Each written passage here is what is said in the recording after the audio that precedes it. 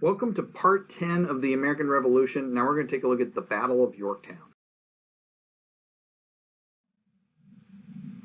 So Cornwallis moves north in order to cut off the supply lines to Nathanael Greene, but Nathanael Greene's response to that is he moved southeast and he cut off Cornwallis from his supplies in Charleston. Now, like I said, for Nathanael Greene, losing his supply lines is not really a big deal. He can go a long time without his supply lines. But for Cornwallis, this is a disaster. He has to have that umbilical cord, right? And now it's been cut off.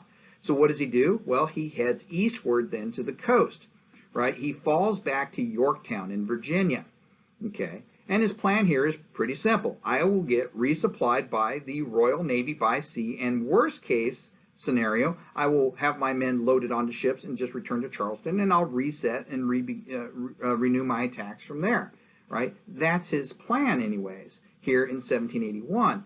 But it's not going to work out because the French Navy is actually going to make a show of force here, right?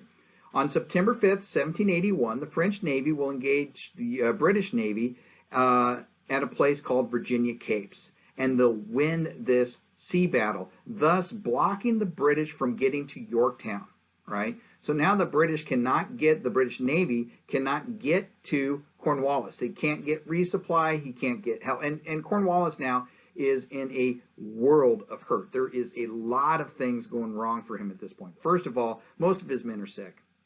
He's got about 10,000 troops there in Yorktown. 7,000 of them are now sick with malaria and other diseases, right? He's got Nathanael Greene pushing from the south, right? Exerting pressure on him.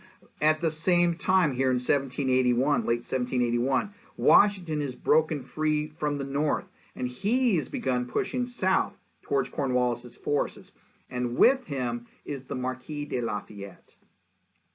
The Marquis de Lafayette and 24,000 French soldiers. As a matter of fact, that's really important, right? The French soldiers are going to play a major role here because of the forces used by the colonists in the Battle of Yorktown. 24,000 French soldiers compared to only 11,000 Continental troops, right? The French soldiers outnumbered the Continentals 2-1. And of course, that gives them an advantage over the British force of over 3-1. Cornwallis takes a look at the situation, and on October 19th, 1781, he surrenders. And then he does something that's a little bit childish.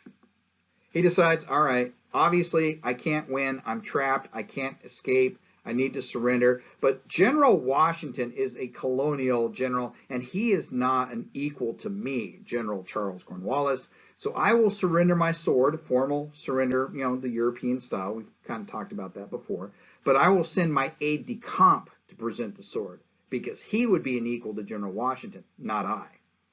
So the aide-de-camp shows up to surrender the troops to Washington. And the Marquis de Lafayette is infuriated by what he sees. He cannot believe it. Matter of fact, he refuses to allow Washington to accept the sword. And him, as an aide to Washington, accepts the sword for him. He says, you are an equal to me. You are not an equal to General Washington. And it's very schoolyard, but it's really the way this worked out. Now, the thing is that after October 19, 1781, the war is effectively over, right? At this point, the British people have turned on the war, Parliament has turned on the war, and they're just ready to give it up. The only process left now is to negotiate a treaty for a final peace, and that's going to take almost 2 years.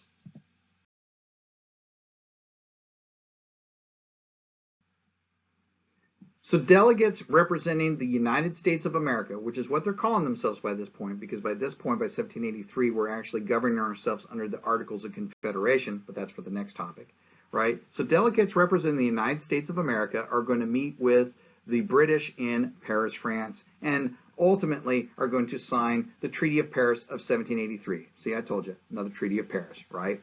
The American delegation consisted of Benjamin Franklin, John Jay, and John Adams, right?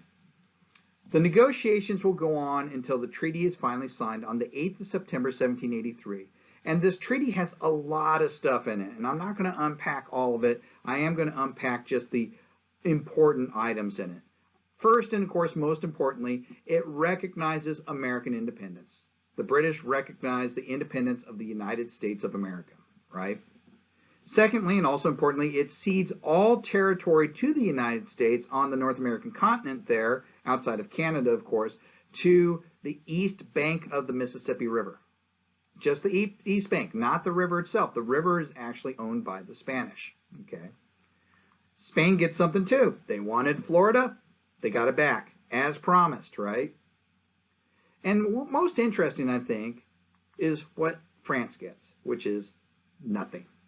They really don't gain anything from this war, right?